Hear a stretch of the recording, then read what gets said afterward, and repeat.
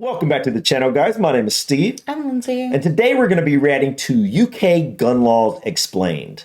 This will actually be the first time that I've looked into UK gun laws, surprisingly. This is a topic that I thought I would have explored by now, but... I'm surprised you haven't. Yeah, I know. This is kind of one of those bigger topics. Also kind of a divisive topics in some ways, which I hope that it doesn't get too divisive in the comment section. Also, I think it's one of the big differences between the US and the UK. Yeah, it is definitely a big difference. While I don't really understand the ins and outs of the UK gun laws, which is one of the reasons I want to check this out, I do understand basically that guns seem to be less popular in the UK than they are in the US. I feel like it seems to be, on the surface, it seems to be much harder to get a gun in the UK than the US. I don't know why I think that, but I it seems didn't to be. even know you could get a gun in the UK. Really? Yeah. So are you literally under the impression that nobody can get guns? Well, I mean, think about it. I'm not saying nobody, but like even the police don't carry a gun. That is I true. Was, that is under the impression that you just couldn't have. That is a good point. That a lot of the police don't carry guns, so it's very likely that most civilians wouldn't carry guns as well. Yeah. And I do understand that. In my head, for some reason, I do have that idea that most civilians don't have weapons, even at home, which is completely different from here in the U.S. Here in the U.S., I would say that... Especially depending on the area you live. Right. Like, if you go into the Midwest, where we are... Or the South. Or the South. Yeah. It's very likely that most people, homes are going to have at least one gun. Yeah. If you go into places like New York City or Chicago, bigger cities, LA, they're much less likely to have guns. Well, the guns the guns are in the wrong hands in those cities. The guns are more likely to be illegal in those cities. Yeah. You're more likely to have registered legal gun owners in the Midwest and in the South and whatnot. Right. That is one of the major differences when guns here in the U.S. versus, in different parts of the U.S. Right. But yeah, guys, this is a fairly short video, so I guess we'll just go and get in it and learn about your gun laws. And hopefully... I know nothing about it, so this should all be new. I don't know anything about it other than I know that it tends to be harder, I believe, to get a gun there. So let's check this out. Guns are heavily restricted in the UK, but contrary to what many people believe, including many Brits, owning a firearm is not illegal. On average, Britain has 6.5 guns per 100 people, compared to the USA, which has 101 guns per 100 people, according to the Small Arms Survey.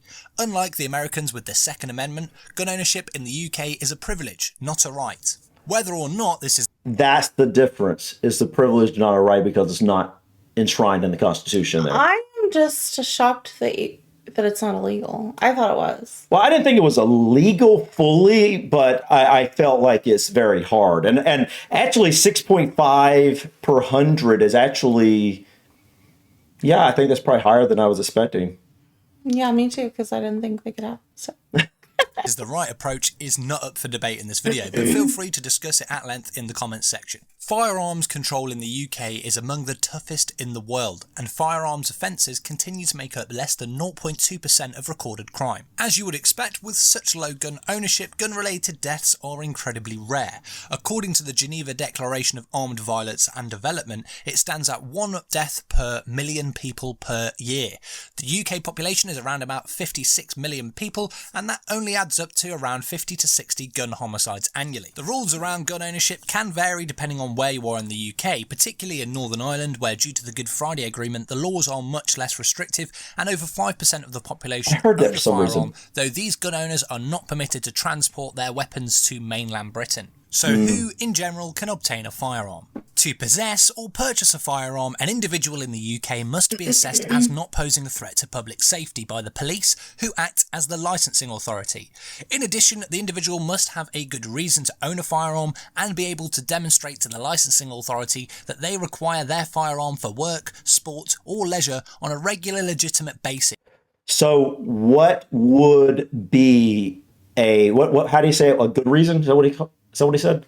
Yeah, but he says work, sport. No, I see that, but what type of work, what type of sport, what type of leisure? So is it like, how easy is that for someone to say, hey, I have a hobby where I like to hunting, or I have a hobby that I like to go and I want to go and go to a shooting range or something like that. I don't know. That's what I'm getting at. Like where is the line drawn on like this is considered an acceptable reason to be able to go and get a gun? Such as being a member of a target shooting club. Okay. The reason the police are the licensing authority is because they possess local information that helps inform their judgment, and discretion over what constitutes a good reason is often left up to chief officers. To own a firearm in the UK, a person must undergo a strict vetting procedure, which includes interviews, visits to the person's property, criminal records, and references from friends.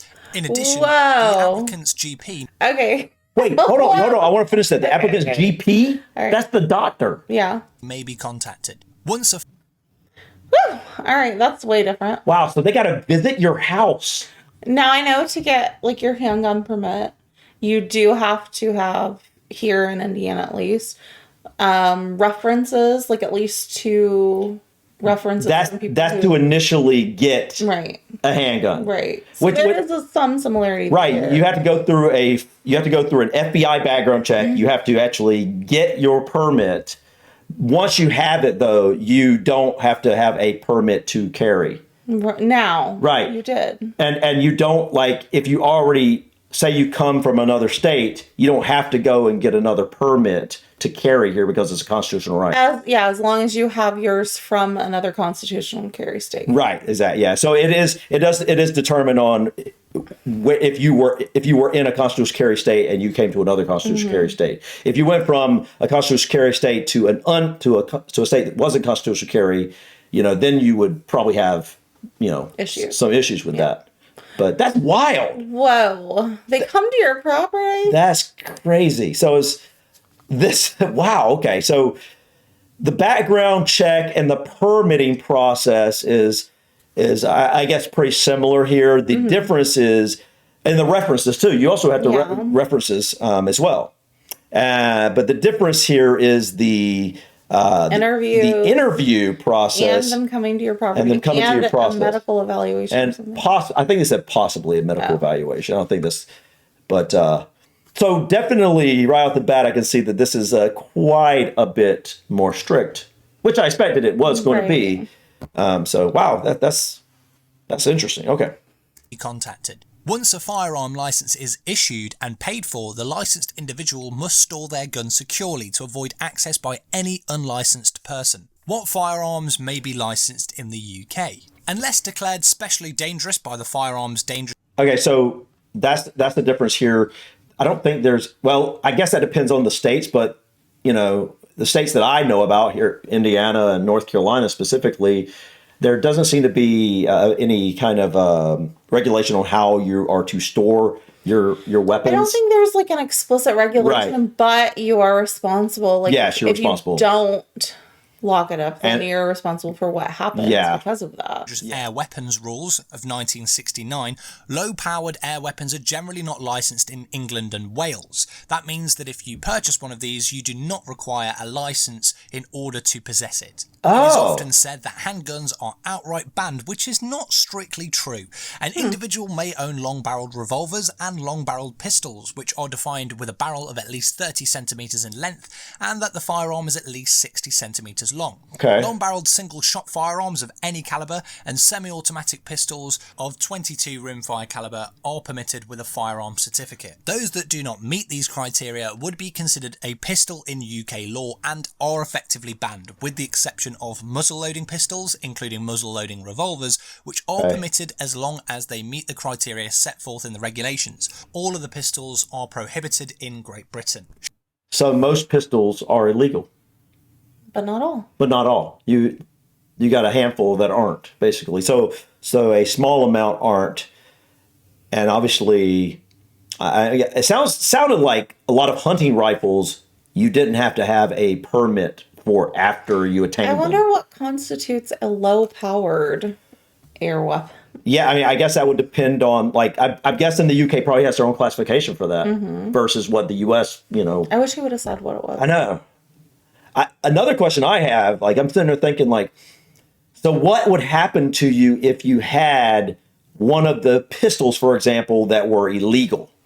Like I somehow, wonder what the punishment, like crime is. but again, like that seems like it wouldn't be easy to get illegal guns into the UK in the first place, because you're not going to fly it. You're going to have a hard time flying something like that in. Right. Now, possibly on a boat, I guess would be one of the only ways you could do that.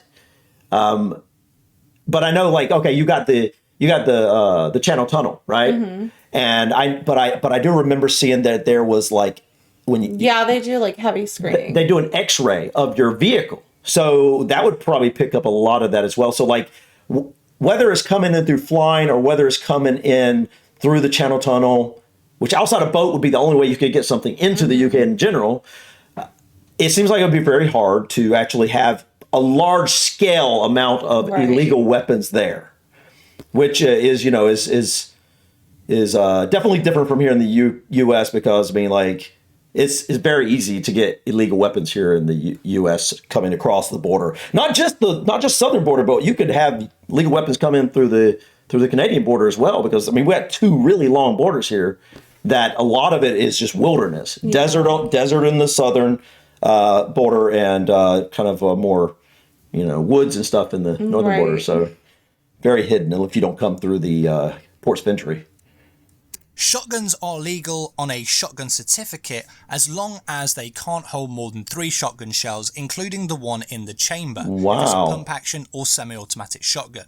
However, shotguns with a detachable magazine or larger fixed magazine are still permitted, but you'll have to obtain a Section 1 firearm certificate. Rifles are also permitted. These are defined by UK law as a rifled firearm with a barrel longer than 30 centimetres or 12 inches, and a total length of the rifle must be longer than 60 centimetres or 24 inches, and it must also not fall under the classification of a long barrel revolver or pistol. Rifles are permitted in any caliber size as long as it doesn't meet the definition of self-loading or pump action. Semi-automatic or pump action rifles are only permitted at a 22 rimfire caliber. What might surprise you is that under UK law, it is legal for you to own the following weaponry, with the correct licensing of course. The M&P 1522, which is based on the AR-15, H&K 460, wait, really? semi-automatic 22 rimfire caliber MP5, Ruger 1022, Beretta ARX 160, and you can even own an Uzi as long as it's a 22 rimfire caliber. So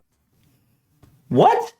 Okay, now that's surprising to me because, like, looking at all these other regulations, I'm sitting here like, I wouldn't have expected this right here. I wonder how hard it is to get those licenses. I bet they're a little harder to get. I bet you had to go through stringent interviews and background checks and house meetups, and but wow, does that surprise you? Very, very much. Well, because think about it. At the beginning of this, I thought you just couldn't have a gun in the UK. Right. Period. So yeah. All right. So next time someone says that the UK banned guns, we didn't, but we do strongly restrict and control who can own firearms and what firearms can be owned. And generally speaking, culturally, we don't have the same affinity or interest in firearms as our American cousins. Whether that's a good thing or a bad thing, I'll leave up to you. So let me know in the comments your thoughts on the UK's approach to gun laws. I'd love to hear it. Does it shock you? Does it concern you? Let me know. Thanks very much for watching. Wow. Well, it definitely shocks me, to say the least. I mean, wow. Like, okay, she didn't think you could own guns at all. I thought, well, I think they can probably own, like, some sort of a hunting rifle or maybe a shotgun. Like mostly I'm sitting there thinking hunting, especially for farmers, like when they got to chase off certain animals on their farms or whatnot. That's kind of like what I had in my mind. I thought it would be very hard for you to be able to get a gun to protect yourself. Well, it does seem pretty hard. No, it definitely seems pretty hard. But this actually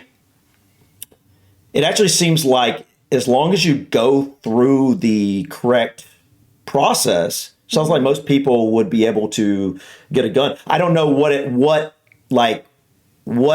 on a criminal background check would make you unable to legally own a gun.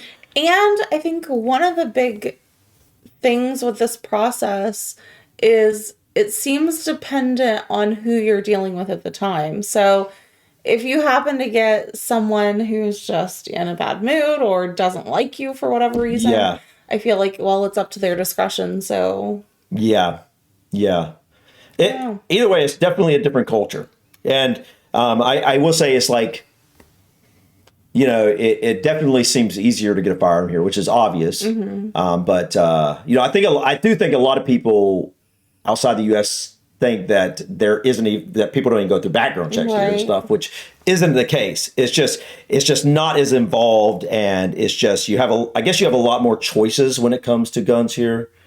And it's just, like you said, it is a different culture. The culture here, and I don't really know where that comes from exactly. I think it might come from the way the country started was a very rebellious spirit, rebelling against the powers that be, and it was a very Wild West thing with the way guns came up like yeah, that. I'm sure that's a lot of the reason. And I think that led to a culture here where that is still, somewhat the same. It's very eye-opening. That's very eye-opening. Very, very eye-opening. Makes me want to learn more about it too. Yeah, guys, let us know in the comments. Give us some resources. Recommend some suggestions for some other videos that we might want to check out when it comes to gun laws or maybe even other weapon laws too. Because I'd be curious to know, are there like laws around things like, I don't know, knife length or pepper spray and tasers and all this type of thing as well. But yeah, I want to know more about that too. But the thing I always think about when it comes to like all the regulations and the requirements and all that is like someone who has bad intentions, they're not going to go through the legal process to abide by that. The only issue when it comes to guns in that capacity is that guns, depending on the type of gun, can do more damage quicker. That is the main thing there. But yeah, it is true. Like if someone wants to do something bad, they're going to take a car or knife or whatever and do it as well. Well, not just that, but like I'm saying, they're not going to go through the legal way of doing it. Like most of the time. Right. Yeah. Yeah. No, they no, definitely wouldn't. But yeah, this is interesting. You got anything you want to add before we go? Nope. All right. Thank you so much for stopping by, guys. Please click that like button. Feel free to drop your comments or suggestions about this video or others. And don't forget to subscribe to continue to follow us on our journey to discover anything and everything about the UK and Ireland. Till next time, guys. Peace. Bye.